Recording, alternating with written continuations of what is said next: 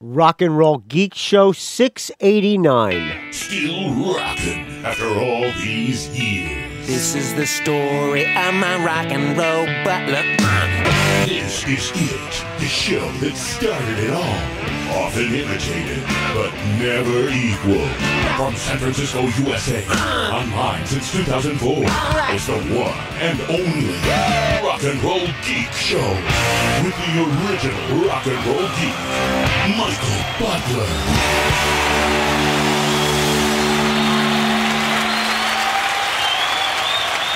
Welcome to the Rock and Roll Geek Show. My name is Michael Butler. Thanks a lot for joining me. I really appreciate it. Today is Wednesday, March 30th, 2016, when I'm recording this show. It is 7:45 p.m., and I'm going to open up my second Tecate of the day. And you know what they say about the second? It is always the best.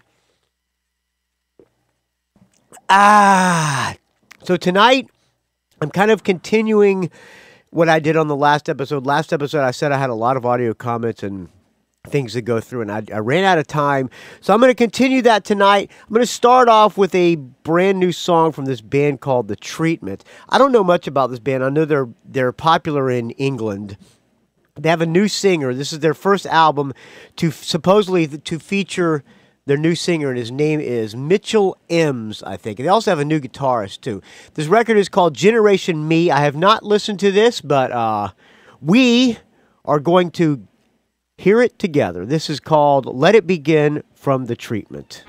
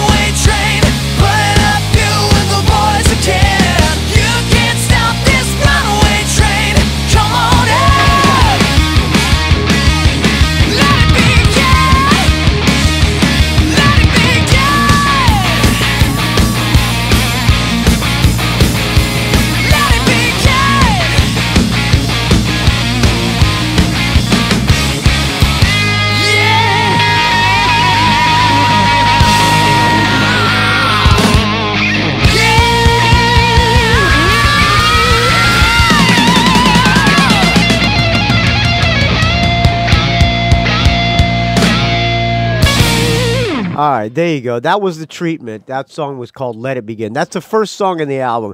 The music sounds great. New singer, he's okay.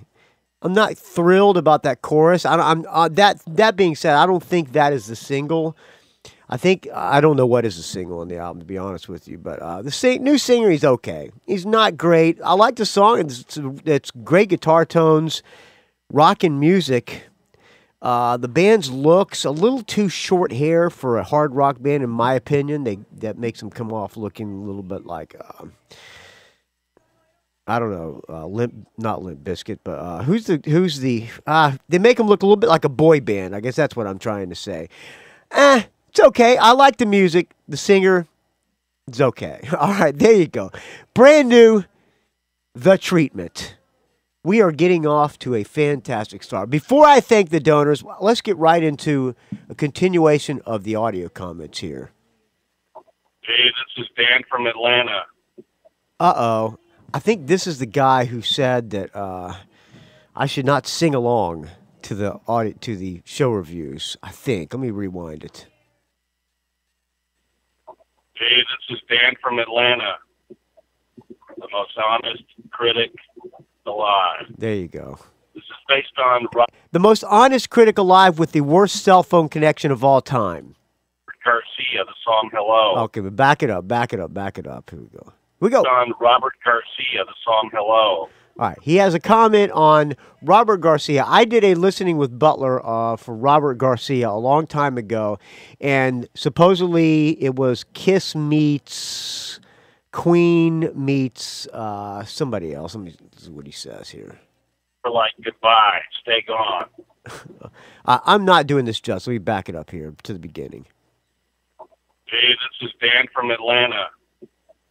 The most honest critic Hey, Dan. alive. Yes. This is based on Robert Garcia, the song Hello. Uh-huh. More like goodbye, stay All gone. right. There you go. If it's a threesome between Queen, Thin Lizzy, and whoever else. Oh, yeah, that's right. He said, Robert Garcia sent me the song, and he said, if there was a threesome between Queen, Kiss, and Thin Lizzy, it would sound like the song Hello. A little bit of the song Hello. Dad, when I grow up, I want to be a rock and roll guitarist. If Kiss, Queen, and Thin Lizzy had a baby, it would sound like this, according to Robert Garcia. I've been waiting for this moment all my life. See if I can play this in the background while he's talking. Let's see if I can produce this here. Keep that child. It's Yeah. deformed. I can't tell you how embarrassing that is to hear that. Big build-up. I'm sure that you were being sarcastic when you gave it a 10 plus or whatever. Come on. You're asking for other people like me to be the bad guy, so here you go. It sucks. All right. Robert Garcia, you're a nice guy. You seem like a nice guy, but you need to change professions, or you need to quit singing if that's you singing. You're as bad as my friend there. Michael Butler? There you no go. singer. Just be quiet and play the instrument. What are you talking about? And I'm a bad singer. I sing great. All right. I wish you the best. Better future. Go sell cars. Okay. Adios. Okay. Adios, Dan from Atlanta.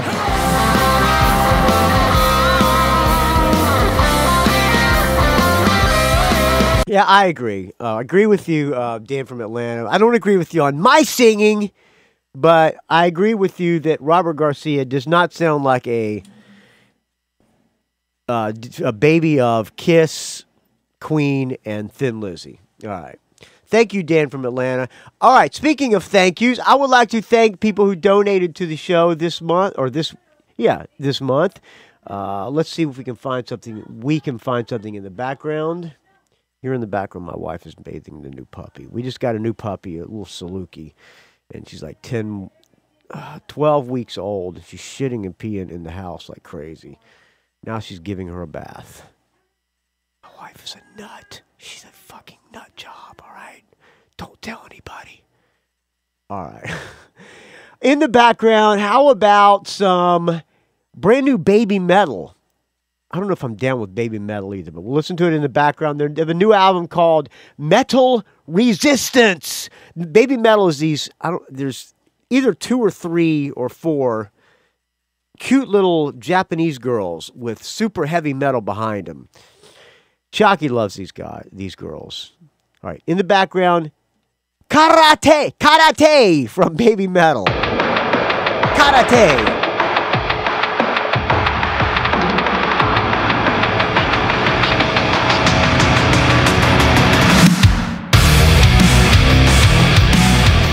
All right. I'm not a big fan of this kind of metal.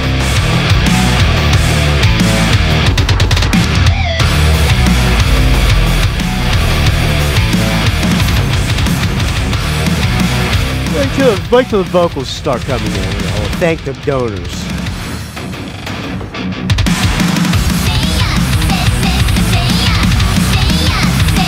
Alright. People who donated on Patreon. Patreon.com/RNRGeek. Chiaki Hinohara. This is for you, Chiaki. Baby Metal. Chiaki donates $5 every episode. Thank you to Brian Springer, who donates $5 every episode. Thank you to my podcast mentor and co-host of Mad at Dad every Monday night. We do it live for the $5. Thank you, Dave Slusher, my podcast mentor. Thanks to Michael Hunt for the $2 every episode. Thanks to Eric Stowell for the $2. Mathew Hunt's a brand new donor, I believe, to the Rock and Roll Geek Show. Thank you, Matthew. Robert Harvey for the $2. Thank you to Corey. It could be Robert Harvey who's the new donor. One of those two. Corey Koehler for $1 every episode. Thank you to the Patreon donors. I take a sip of this fine Tecate to you. Patreon.com/RNRGeek.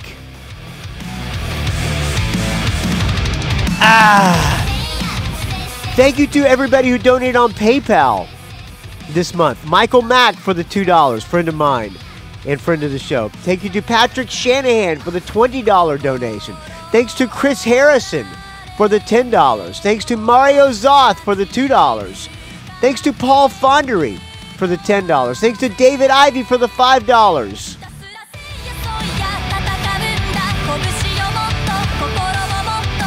Thanks to Jeff Thieleke for the $10. Thanks to Adrian Boschan, Bosch Rock in the forums, and the Rock and Roll Geek Facebook page that I didn't create.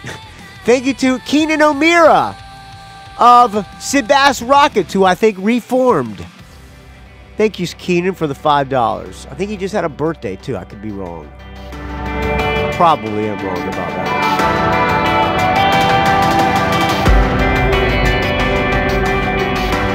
Not loving the new Baby Metal. I'm sorry, Chiaki.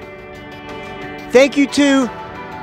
Did I say Gregg Long? Thanks, Gregg Long, for the $5. Thank you to Dave Franco for the $10. Thanks to Alodie Johns, my first girlfriend, $30.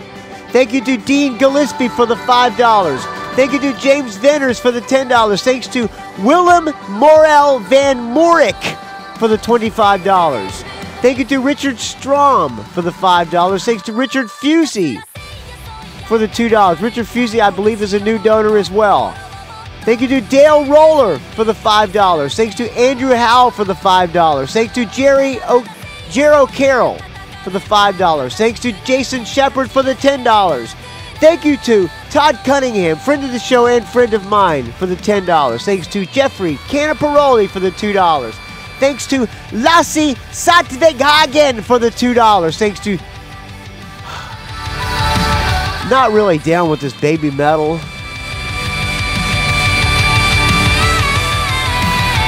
Sounds fake. Sounds like contrived metal to me.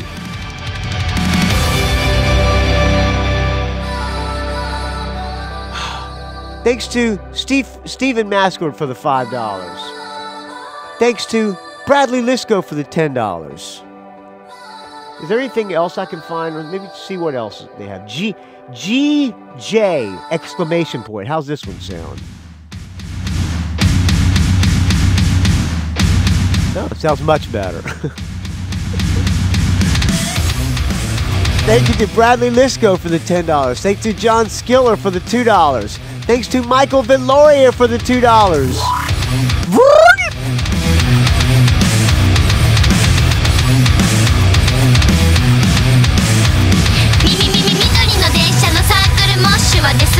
Oh yeah, that's much better. Much, much better. They're rapping? How about Sis Anger? Maybe it's better. Sis Anger. I watched as the lamb opened the first of the 7 seals. Then I heard one of the 4 living creatures say a voice like thunder, thunder, thunder. Oh yeah. That's more like it. Much, much better. Alright. Thank you to I don't know where I am in the list. Thank you to Michael Veloria for the $2. Thank you to John Skiller for the $2, if I didn't say that already. Thank you to BJ Lisco. I probably already said these names. I'm lost. Baby Metal's got me frazzled. Thank you to friend of mine and friend of the show, Ralph Miller, for the $10. Thanks to Bradford Page for the $2. Thank you to Anthony Lascalzo for the $2. Thanks to Michael Stevens for the $10. Thank you to Chris Stanley for the $10. Thank you to School of Podcasting, Dave Jackson School of Podcasting for $10.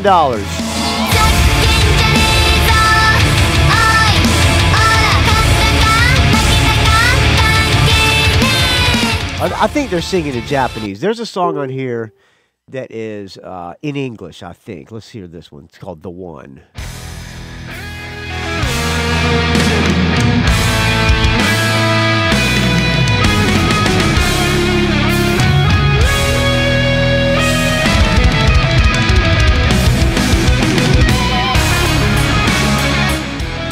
Much, much better.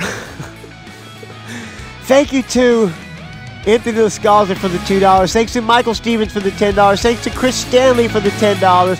Thank you to School of Podcasting for the $10. I'm going to need something to cleanse my palate after this crap. Thank you to Dan McBride for the $5. Thank you to Sigmund Hydasher for the $5. Thank you to John Boveri for the $5. No reason why I can't understand it. I like them better in Japanese. Thanks to Peter Spark for the $2. Thanks to everybody who donated. Without your donations, friends, this show would die a horrible, putrid, rancid death, and it would sound horrible, just like Baby Metal. All right. Take a sip of this fine Tecate to you, friends. Please keep the donations coming. Seriously, without your donations, the show would not exist.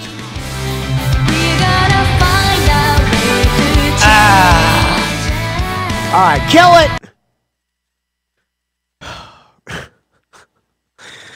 Oh, boy. All right, here's an audio comment from I don't know who. Hey, hello, Michael Butler. It's Chris, the rock and roll copywriter. Oh, Chris Capel, the rock and roll copywriter, who sent me this lovely bottle opener that is a little Indian guy.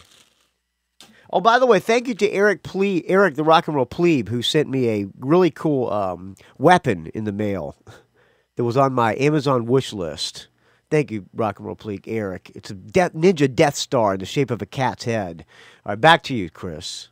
How you doing? I'm super great. Couldn't be better. All right, good to hear it. Thanks. Reporting in on a show review from a week ago. Oh, good. It was Megadeth at Terminal 5 in New York. Hello, me. It's me again.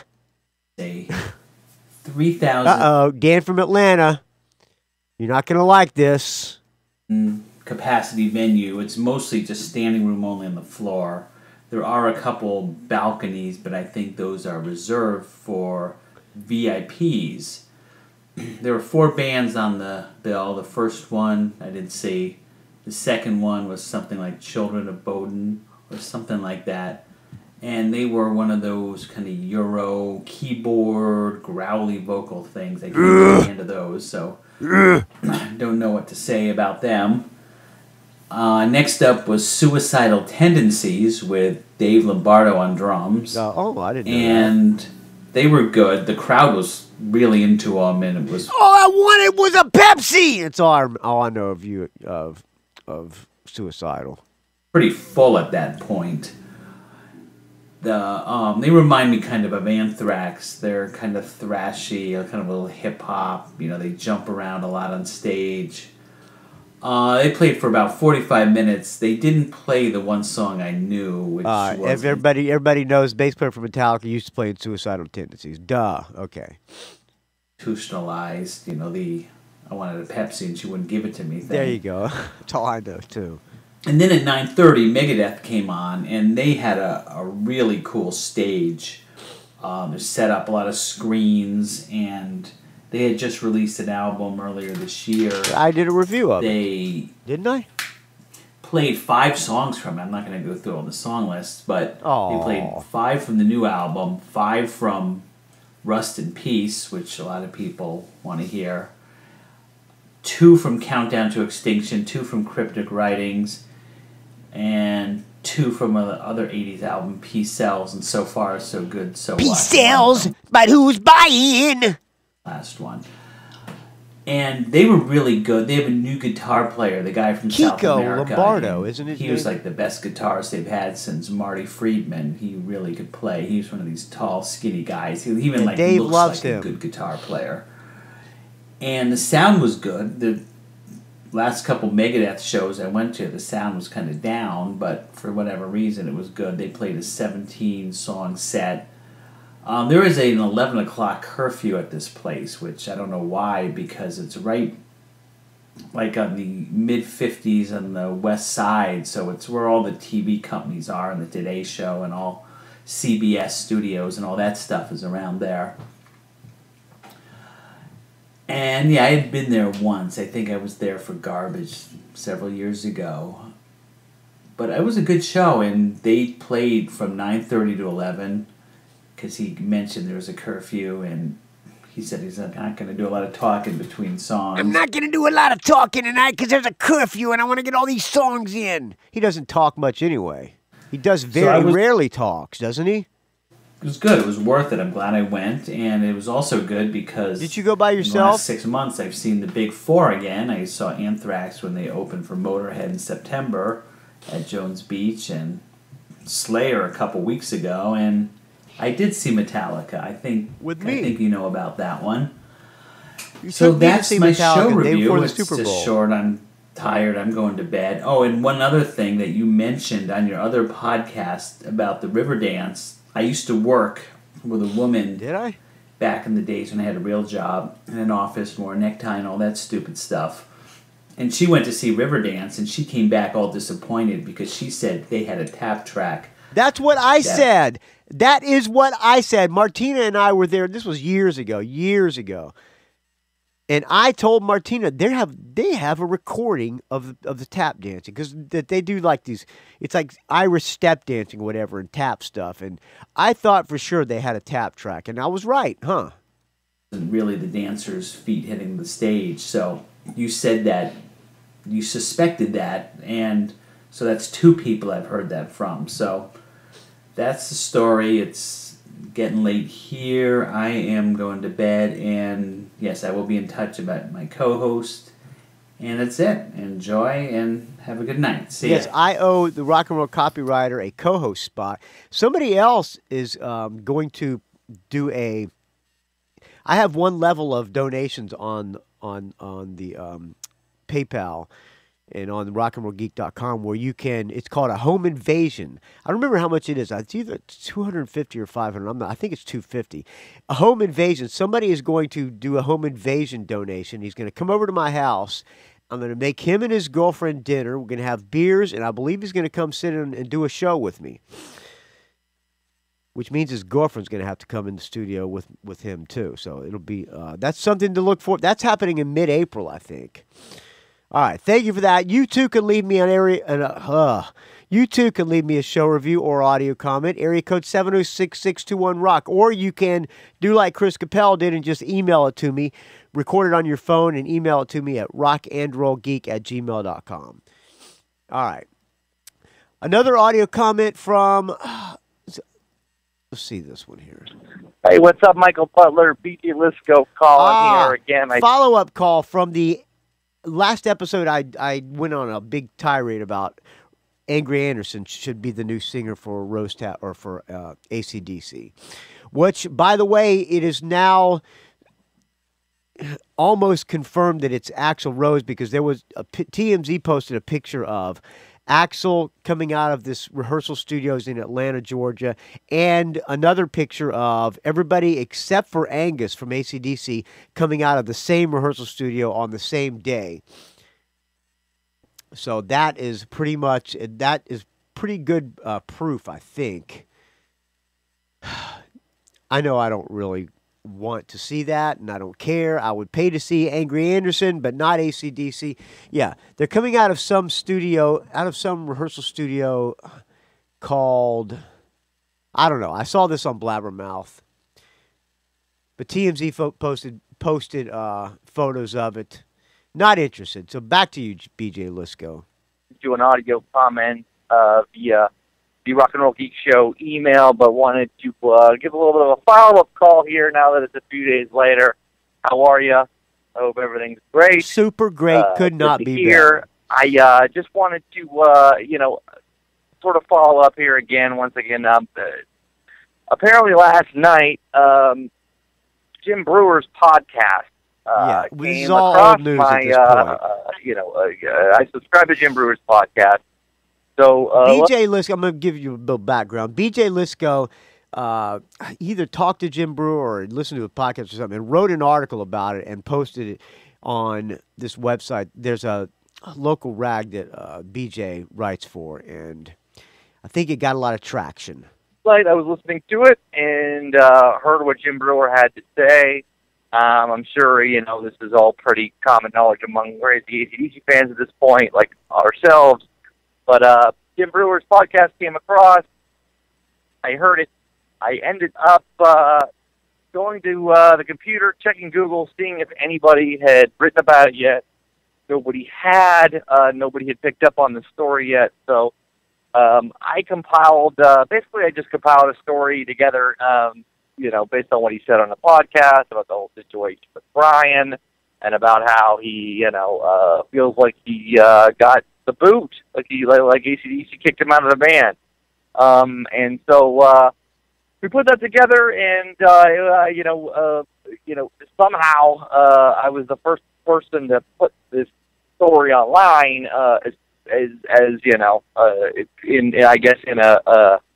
in an article format, and it's been quite a crazy day since. But I guess kind of the whole sort of point of this call,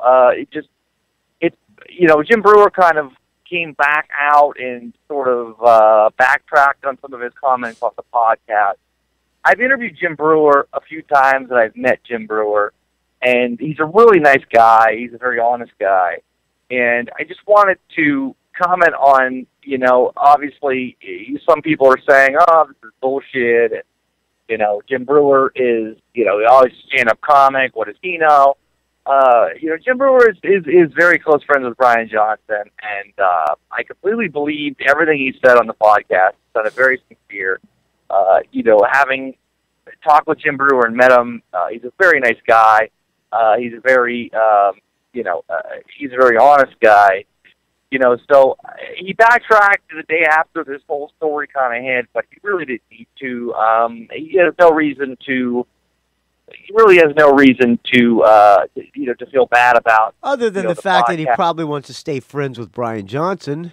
He's sticking up for a friend who has, in Brian, who's obviously been treated, very poorly by AC/DC and their management. I don't know what the guys, what they're thinking about getting Axl to sing for them.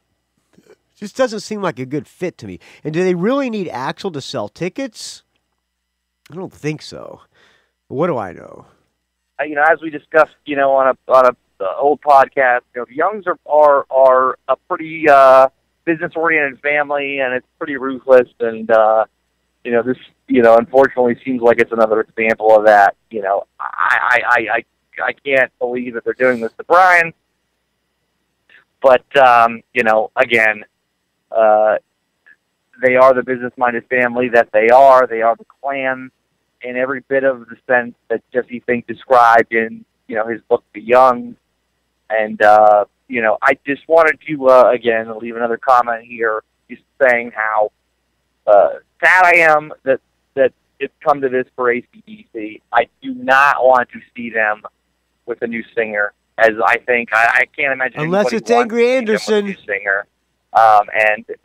Brian Johnson, 36 years in the band, vocalist and co-writer on the second best-selling album of all time in any genre. He deserves better than this.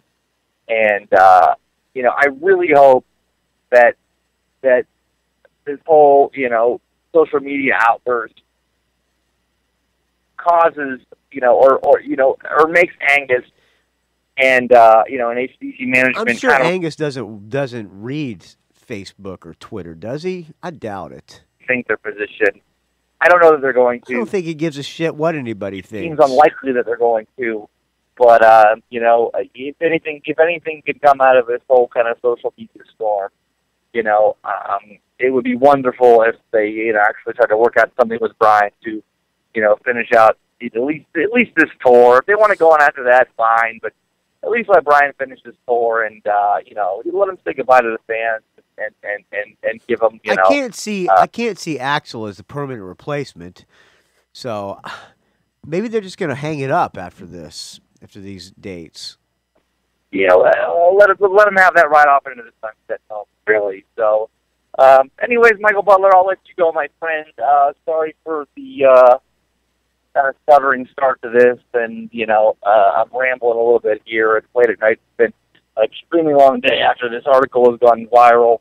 And but anyways, I really, I guess that is, as I just said before, I really appreciate the Rock and Roll Geek Show. And as I'm sure all listeners do. So thank you very much, my friend. Stay frosty, and we will talk soon. Stay frosty, BJ. All right, I need to cleanse my palate from that last Baby Metal. I was going to play new Chris Holmes, but I heard it sucks, so I don't want to. That's not palate cleansing music. So I'm going to play something. I can't think of anything better to cleanse my palate than some Alice Cooper. So how about...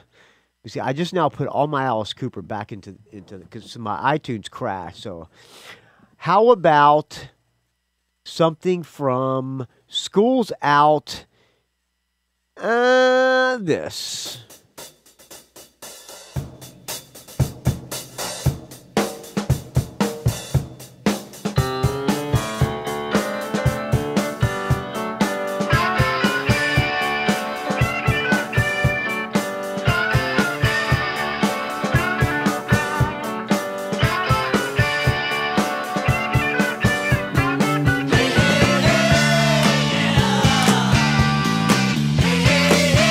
Me and Jimmy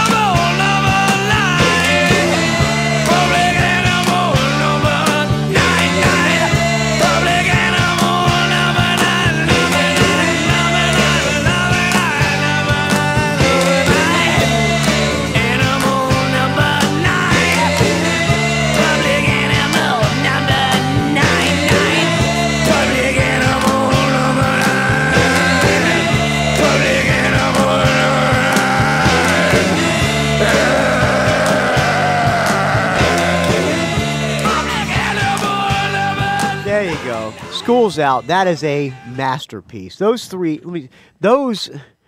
four albums with Love It to Death,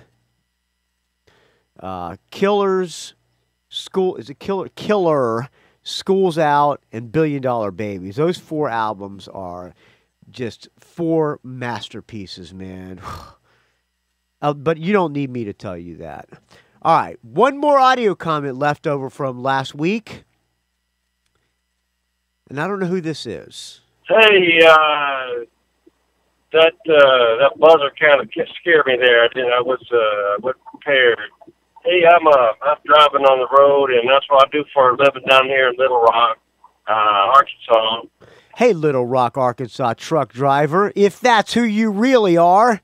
I listen to you every now and then, and you sound very suspiciously like Dan from Atlanta. I got to say, you was reviewing Brian Adams. A long time ago, a lot of episodes ago. Wow, Brian Adams. What's wrong with Brian Adams? Megadeth one day, Brian Adams the next day. That's right. Loretta Lynn, I guess, the next day. Hey, that is funny stuff right there, man. This is Artie Farquhar. I want to tell you about a little show I saw the other day. Okay. Just outside Little Rock here. We got a little place everybody likes to go. It's a tavern. It's just a regular tavern. You got a little barbecue in there and stuff like that. Well, they had this, I think it's a husband and wife kind of duet there. The name of the group, or the two of them there, is Jimmy Head and Smile. Jimmy Head and Smile. Get it? And I assume the guy's name is Jimmy. Yeah. Huge comedy from this guy. So, it's a small place. I mean, not a whole lot of people in there. But, and this guy's telling me I can't sing? They had a little speaker and, a couple little acoustics, guitars in there. And he was really surprised to me. They did that Jethro guy's album, that whole album, Aqualung. From that Jethro guy. Just two guitars and themselves.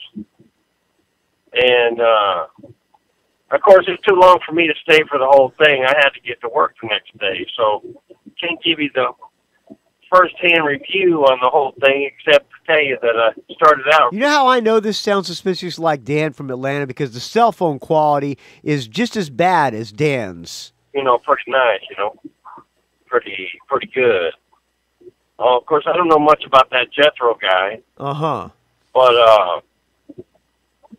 I heard the next day... I'm about ready to give this guy the hook. Good.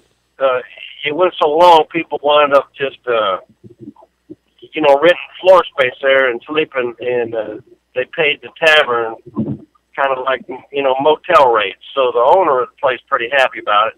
And the next morning they got up and everybody had breakfast. And, of course, the tavern owner is pretty happy about that, too, So it's a pretty good deal. So I would encourage you, if you hear the name, Jimmy Head and Smile. Yeah, we got it the first time. Get it? Jimmy Head and Smile? For them, and spelled Gimme. Might want to bring a sleeping bag with you. Over and out. See you next time. Okay, there you go. You too can call in with your comedy bit and kill the show.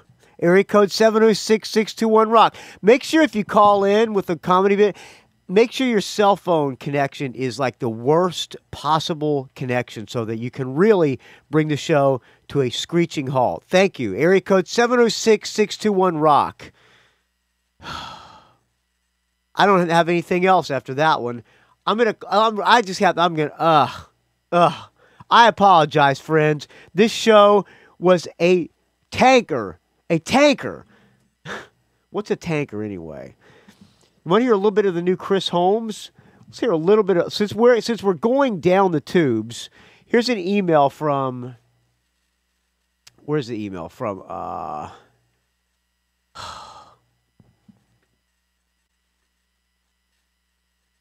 This is from Eric, the rock and roll plebe. He says, Michael, if you want a short topic for Rock and Roll Geek Show or Matt at Dad, Chris Holmes, the ex-guitar player for Wasp, put out a solo album recently. Yeah, I was going to download that thing. I'm not really a big Wasp fan, but I do like their first album and also the classic moment with Chris Holmes in the Decline of Western Civilization movie, so decided to check it out. Well, it's my leading candidate for Worst Album of the Year. It's right up there with Danzig's, pardon me, I'm burping this fun Tecate. Right up there with Danzig's cover album from last year. It sounds like it was recorded on a boombox in a bathroom, has drunken drum machine playing, and some of the worst singing I've ever heard. It's hard to pick just one track, but if you want to do a listening with Butler, try this one. It sounds like he took the music to Can't You See, Marshall Tucker Band, and made up his own lyrics. It also features overdubbed talking vocals of some woman talking about spitting in his face and other stuff after his drunken chorus of They All Lie and Cheat on You. And if that weren't great enough, he added dog barking sound effects. This dude is certainly angry about some chick. All right, let's listen to a little bit of They All Lie and Cheat from Chris Holmes. Gonna take a freight train down to the station now. That's not Chris Holmes, that's me. I apologize, Dan from Atlanta.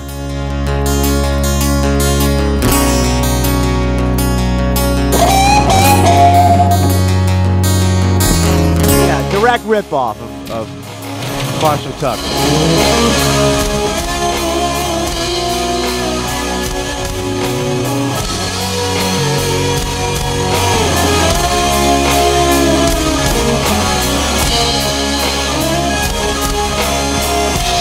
I don't think we're going to get far into this, friends.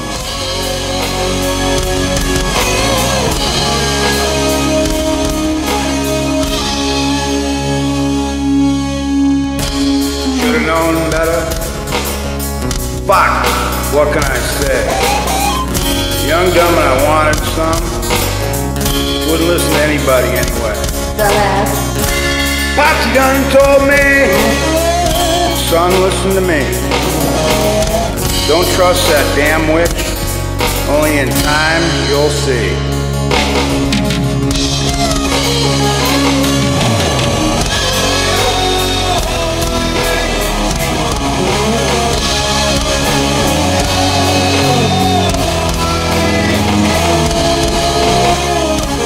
All right, there you go. Brand new Chris Holmes.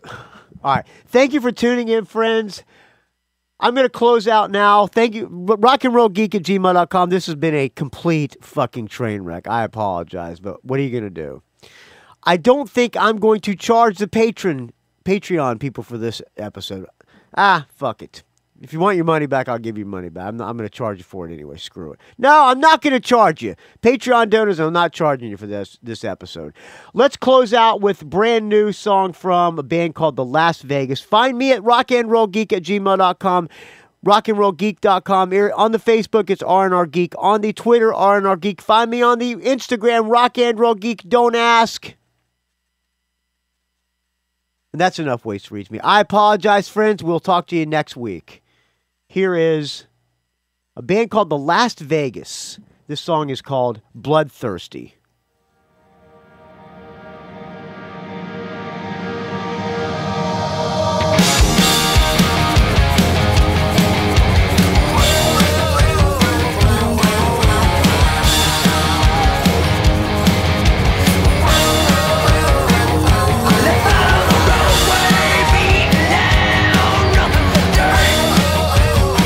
Show you being for God's damn damaged goods and you're feeling the hurt.